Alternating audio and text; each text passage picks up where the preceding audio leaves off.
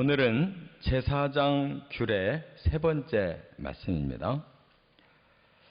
오늘 주된 내용은 성물에 대한 규례인데, 이 성물이라는 것은 이제 거룩한 음식을 말하는 거예요. 거룩한 음식, 이것은 거룩한 자만 먹는데, 오늘 본문은 특별히 이제 제사장의 음식, 하나님이 이것은 제사장만 먹어라 이렇게 명령한 게 있어요. 그것은 이제 화목제물을 이렇게 드렸을 때 그 중에서 이제 하나님이 이 가슴과 오른쪽 뒷다리는 제사장의 몫이다 이렇게 딱 정해놓은 게 있어요. 그러면 그것을 먹으려면 제사장만 먹어야 되잖아요. 근데 또 제사장이라고 해서 뭐 아무렇게나 먹어서 되는 게 아니에요. 먹을 수 없을 때도 있고, 그걸 부정할 때라고 그러는데, 이런 자세한 내용을 여기에서 이제 정리를 해 주신 거예요. 그러면 이게 우리랑 무슨 필요가 있느냐? 신약에 와서 보면 베드로서에 그랬죠. 너희는 거룩한 제사장이다. 그랬어요. 그러니까 구약에서는 제사장이라고 하는 제도가 필요했어요. 그러나 신약에 와서는 예수님이 다 희생제사를 다 드려서 더 이상 하나님하고 사람 사이를 중보하는 이러한 그 제사장을 따로 세울 필요가 없게 된 거죠. 우리가 직접 하나님 앞에 나가서 죄도 사함받고, 또 하나님 앞에 복도 받고, 하나님의 일도 하고, 우리 모두가 다 이제 제사장의 그러한 그 역할을 할 수 있는 하나님 자녀가 됐기 때문에 바로 우리에게 주시는 규례와 똑같은 거예요. 우리가 하나님 앞에서 어떻게 살 거냐 하는 그 원리를 오늘 말씀한 겁니다. 그래서 세 가지로 말씀을 나눌 수가 있는데, 첫째는 1절부터 3절에 보면 성물의 구별. 성물은 반드시 구별돼야 된다. 뭐 음식이라고 해서 너나 나나 구별 없이 먹으면 하나님이 그것에 대해서 아주 진노하신다는 거예요. 그래서 그런 자들은 백성에서 끊쳐지리라 그랬어요. 그러니까 하나님이 그 어떤 원칙과 기준을 가지고 구별해 놓으셨다. 성물. 그게 바로 제가 아까 말씀드린 대로 하나님 앞에 제사를 드린 것 중에서도 화목제물 같은 경우에는 하나님 앞에는 기름만 태워서 드리고, 또 그 중에 가슴살과 오른쪽 뒷다리는 집례를 한 제사장의 몫으로, 그래서 그거를 개역 성경에서는 응식이라고 그랬어요. 여기서는 그냥 음식 이렇게 얘기를 했는데, 그것은 제사장만이 먹을 수 있는 성물로 구별을 했다 이 말이에요. 그리고 나머지 고기를 이제 그 화목제물을 가지고 온 당사자가 다른 사람들과 더불어 화목제물이니까 서로의 교제와 축제로 나눠 먹었다 그 말이에요. 그 중에서 성물 한 것은, 성물이라고 규정한 건 바로 하나님이 제사장에게만 먹으라고 그 규정하신 거, 그거를 꼭 지켜라. 왜 그러냐? 여기 보니까 그렇게 말씀을 했어요. 여기 2절에 보면 중간에 성물에 대하여 스스로 구별하여 내 성호를 욕되게 함이 없게 하라 그랬어요. 성물을 구별하지 않는 것은 결국 하나님의 이름을 욕되게 하는 것이다, 이런 뜻이에요. 그러니까 하나님이 기준을 주셨으면 그 기준에 잘 맞게 사용하고 질서를 지켜야 하나님 이름이 욕되지 않는다, 그런 뜻이에요. 그러니까 우리가 이렇게 성경을 주셨을 때는 이 성경의 모든 말씀이 하나님이 주신 기준이에요. 하나님이 주신 질서고 하나님이 원하시는 뜻이에요. 그럼 이대로 잘 지키면 늘 하나님의 이름이 영광을 받으시고 존귀해지지만 이걸 안 지키면 하나님이 사람에 의해서 이제 격하되는 거죠. 그 뜻이 무시되고 그 기준이 흐트러지고 질서가 파괴되고 하나님이 모욕을 당하시는 것과 같다 그 말이에요. 그래서 꼭 성물은 성물로서 구별을 시켜라. 제사장이라고 해서 또 성물을 무조건 먹어도 되냐? 아니다. 부정해진 제사장은 절대로 금해야 된다. 그래서 제사장이라고 해서 뭐 언제든지 마음대로 먹는 게 아니라 거룩한 상태로 먹어야 되고 부정을 탔을 때는 그걸 반드시 해결한 후에 먹어라. 이렇게 말씀한 거예요. 이것은 우리의 신앙생활이 항상 하나님의 기준에서 이것이 옳으냐 그르냐를 구별하고 또 하나님의 기준에서 이게 선한 일이냐 악한 일이냐 하나님 기준에서 이게 깨끗하냐 더러우냐 이러한 기준을 가지고 살으라고 이렇게 하나님이 이런 규례를 주셨다 그 말이에요. 두 번째, 이제 4절부터 9절까지는 제사장의 부정을 얘기하고 있어요. 그러면 성물은 제사장이 먹어야 되는데 제사장도 못 먹을 때가 있다. 그것은 부정할 때 못 먹는 거예요. 그래서 그럼 어떨 때가 부정한 거냐? 제사장의 부정은 어떤 걸 말하냐? 하고 쭉 4절부터 9절에 명시를 했어요. 자, 먼저 나병 환자는 안 된다 그랬어요. 그러니까 그 당시에 질병 중에 한 번 걸리면 아주 낫기가 힘든 그리고 전염성이 있는 이런 질병이 있었어요. 거기에 걸린 사람은 그 병이 다 나을 때까지는 절대 접근하면 안 된다.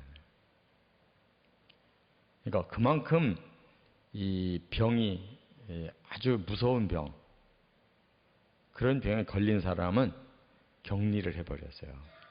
그래서 성물을 먹을 자격이 끊어지는 거예요.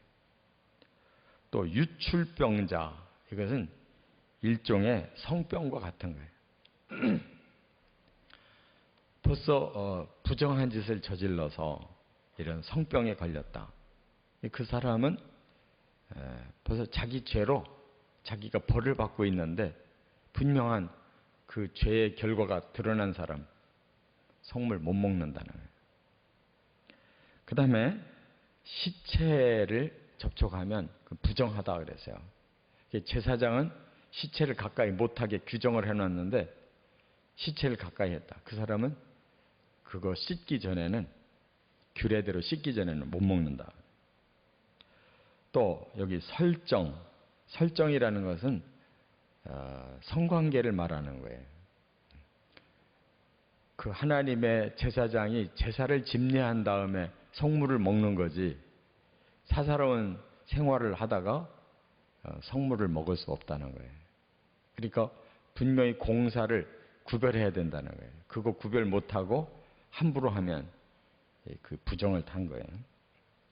또 부정하게 하는 벌레 접촉한 자 그래서요.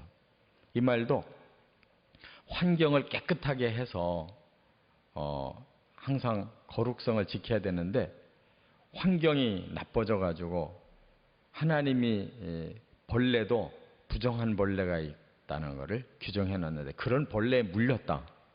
그러면 그게 그 사람의 책임이에요. 제사장의 책임이에요. 자기가 관리를 잘못한 자기 몸을 관리를 잘못해 부정을 탄 거예요. 그러면 그것도 성물에 오지를 못하는 거예요. 또 짐승도 이미 죽어있는 짐승 못 먹어요. 제사장은.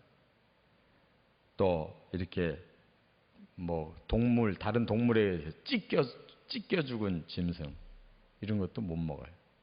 그러니까 제사장은 항상 올바른 것만 먹도록 이렇게 되지, 조금이라도 비정상적인 거는 일체 금하도록. 왜냐하면 제사장이 성직이기 때문에 그것을 잘 지키기 위해서는 부정한 거, 조금 비정상적인 거를 다 경계하도록 이렇게 하신 거예요. 그게 뭐 꼭 어떤 전염성이 있어서만이 아니라 마음가짐이죠. 뭐 아무거나 먹으려고 할 때는 벌써 마음이 흐트러지잖아요. 그런 것을 철저하게 잘 구별하라고 그랬어요. 그래서 만약에 이런 부정에 탔다 그러면 여기 해질 때까지 부정하다 그랬고, 반드시 물로 씻는 예식을 거행한 후에 먹으라고 그랬으니까 굉장히 절차가 복잡한 거예요. 이게 해진다고 해서 오늘 낮에 잘못을 범했으면 조금 몇 시간 있다가 끝난다 그런 뜻이 아니에요. 24시간을 말하는 거예요. 24시간이 지나는 해진 후에 이제 부정을 씻고 먹는다 그런 뜻이에요. 그러니까 굉장히 엄격한 구별을 하는 거예요. 이래서 제사장은 자기의 몸과 마음을 항상 하나님 앞에 드리는데 조금도 꺼리낄 것이 없는 상태로 살면서 성물도 먹어야지, 자기는 몸과 마음이 관리가 안 되면서 나는 제사장이다 하고 무조건 성물을 가까이 하려고 했다가는 오히려 하나님 앞에 버림한다는 거. 이게 바로 우리 성도들의 마음가짐이다 그래서요. 끝으로 세 번째는 10절부터 16절에 보면 성물을 먹는 기준을 말씀을 했어요.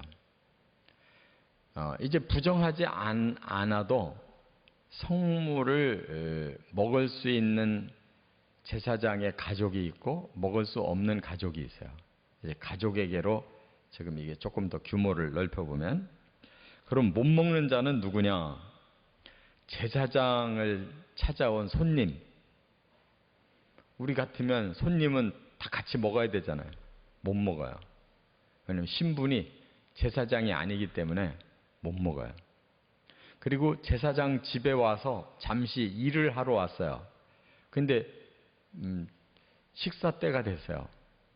그러면 우리 같으면 그냥 우리랑 같이 먹자 할 것이지만, 제사장은 일하러 온 일꾼도 못 먹어요. 신분이 달라서. 그들은 성물이 아니라 다른 음식을 따로 줘야 되는 거예요. 그 다음에 그 다음에 시집을 간 딸은 잠시 친정에 일이 있어 왔는데 못 먹어요. 성물을 못 먹어요. 왜냐하면 이제 다른 집안의 사람으로 그 호적이 옮겨졌기 때문에 제사장의 가족이 아니에요. 그리고 일반 백성들이 잠시 제사장을 만나러 왔다 못 먹어요. 이렇게 구별을 했어요. 그런데 이제 먹는 사람이 있어요. 제사장과 함께 먹을 수 있는 사람. 그 집의 종은 먹어요. 계속 그 집에서 함께 사는 사람. 왜냐하면 신분만 종이지, 그는 이제 제사장 집에서 아예 같이 생활을 하는 사람이기 때문에 하나님이 받아주셨어요. 그럼 이건 뭘 의미하느냐? 이방인이었지만, 제사장이 아닌 사람이었지만 제사장의 집에 와서 함께 산다. 가족이 됐다는 의미예요. 가족. 허들의 일을 하는 그 직분만 다른 거지, 그는 제사장 가족이 됐다. 함께 살면서 모든 걸 같이 할 때. 그래서 하나님은 모든 사람을 다 구원하기를 원하신다. 그러니까 우리 믿는 자들의 가족이 되어서 함께 믿고 함께 삶을 산다면 바로 그들이 다 구원의 공동체에 속할 수 있다. 다 구원의 대상자가 된다는 걸 말씀하고 있어요. 그리고 또 시집을 갔는데 뭐가 잘못돼서 이혼을 했다든지 아니면 그 사위가 죽었어요. 그래서 그 집에 살 수가 없어가지고 아버지 제사장인 아버지 집으로 돌아와서 살고 있는 사람은 또 함께 먹을 수가 있어요. 식구로 돌아왔기 때문에. 이렇게 까다롭게 가족도 다 구별을 해서 먹을 수 있고 먹을 수 없도록 이렇게 한 것은 하나님께서 당신의 성호를 거룩하게 지키시기도 하지만 하나님 앞에 헌신한 사람도 거룩하게 살도록 항상 그런 마음가짐을 가지고 살으라고 이렇게 하신 거라는 걸 깨닫습니다. 우리도 뭐 이렇게 구약시대처럼 이렇게 물질을 놓고 구별하는 건 아니지만 마음만큼은 이것이 하나님 앞에 의로우냐 또 불의하냐 선하냐 악하냐 거룩하냐 부정하냐 이것만큼은 항상 그 기준을 세워서 하나님 뜻에 맞게 살아야 되는 거 이걸 마음에 꼭 새기고 실천해 나가시기를 주의 이름으로 축원합니다.